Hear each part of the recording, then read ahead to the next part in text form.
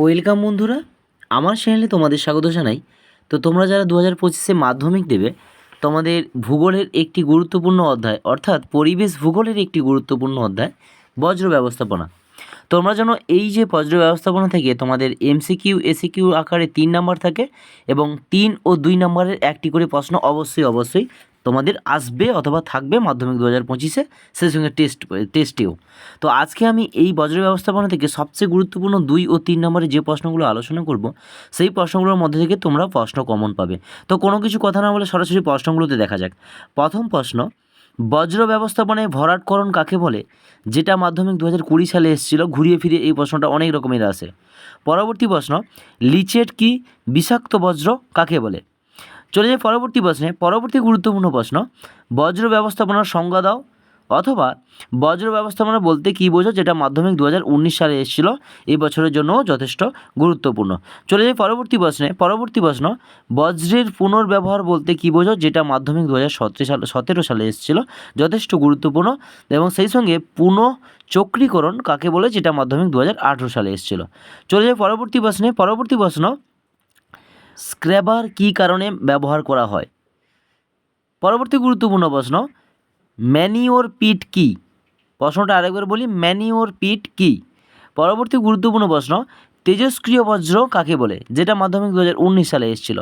পরবর্তী প্রশ্ন, ই বজ্র বা ই ওয়েস্ট বা বৈদ্যুতিন বজ্র কী? এবং 2 নম্বরের আমার শেষ প্রশ্ন, পৌরসভার বজ্রের সংজ্ঞা দাও। এই যে কয়েকটা প্রশ্ন আলোচনা করলাম 2 নম্বরে, যথেষ্ট গুরুত্বপূর্ণ। সেই সঙ্গে চলে যাই 3 নম্বরের প্রশ্ন। এই অধ্যায় থেকে 3 নম্বরের প্রথম প্রশ্ন, বজ্র ব্যবস্থাপনার 3টি প্রয়োজনীয়তা উল্লেখ করো। যথেষ্ট গুরুত্বপূর্ণ প্রশ্ন। পরবর্তী প্রশ্ন, বজ্রের পরিমাণগত হ্রাস কিভাবে করা হয়? যেটা মাধ্যমিক 2018 সালে এসেছিল। পরবর্তী প্রশ্ন, ভাগীরথী হুগলি নদীর জল বিভিন্ন বজ্রের দ্বারা কিভাবে দূষিত হচ্ছে? যেটা মাধ্যমিক 2023 সালে এসেছিল, এবছরের জন্য যথেষ্ট গুরুত্বপূর্ণ। পরবর্তী প্রশ্ন, বজ্র কম্পোস্টিং পদ্ধতির প্রধান সুবিধাগুলি কী কী? যেটা মাধ্যমিক 2017 সালে এসেছিল, এবছরের জন্য গুরুত্বপূর্ণ। পরবর্তী প্রশ্ন, পদার্থের অবস্থা অনুসারে বজ্রের শ্রেণীবিভাগ করে উদাহরণ দাও। যেটা মাধ্যমিক 2020 সালে এসেছিল, এবছরের জন্য গুরুত্বপূর্ণ। পরবর্তীতে, বজ্র ব্যবস্থাপনায় 4R বলতে কী বোঝো? এবং তার সঙ্গে সঙ্গে বজ্র ব্যবস্থাপনায় 3R এর ভূমিকা লেখো। খুবই গুরুত্বপূর্ণ কিন্তু এই দুটো প্রশ্ন। পরবর্তী প্রশ্নে যাওয়া যাক, গ্যাসীয় বজ্র নিয়ন্ত্রণের উপায়গুলি কী? যেটা মাধ্যমিক 2018 সালে এসেছিল।